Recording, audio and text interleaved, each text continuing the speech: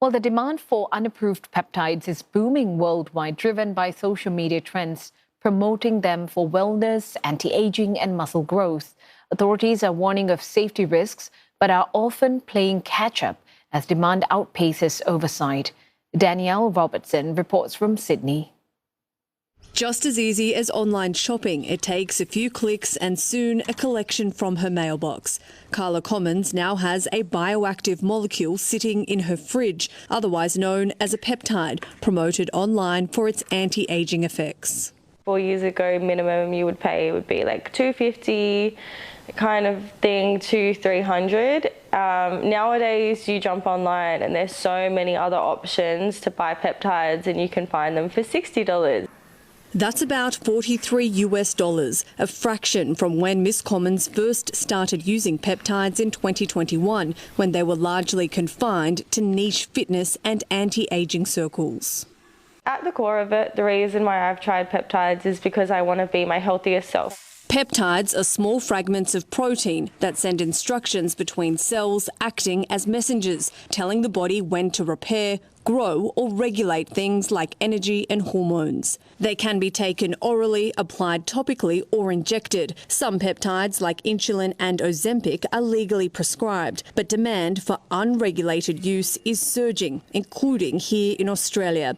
If you're worried about stubborn belly fat, let me tell you about my new... Amplified by social media trends for weight loss, muscle gain and anti-aging. Australia's regulator has issued a stark warning about potential health risks with serious side effects, including severe allergic reactions, infections and inflammation that require hospitalisation. This is a batch of unapproved peptides bought by a consumer who asked to remain anonymous. He says he ordered them through an online grey market where peptides can be purchased through unverified websites without a prescription. While they were marketed for weight loss and anti-aging purposes, there's no way to verify their contents, ingredients or safety. Professor Richard Payne spent his career engineering peptides as potential therapeutics. He fears the social media craze undermines legitimate medical research. I worry a little that peptides have got this kind of almost bad name about them, that they're now, sold on the internet. There is some really brilliant science happening at the moment in peptide drug discovery. So I think in the next decade we're going to see more and more of these peptide drugs entering the market. Whether approved or unregulated, peptides are likely to keep growing in the mainstream, and experts say the industry needs to be better equipped and professionally prepared to advise consumers. Hi, nice to meet you. Dr. Taylor Klein runs a clinic in Sydney and has begun launching her own legal peptide business. I've felt quite a personal responsibility to provide people with as much of an educated and medically sound opinion. You go through a full process. We consider your medical background, your surgical background, and it's extensive. So I think that more education across the board would be really beneficial.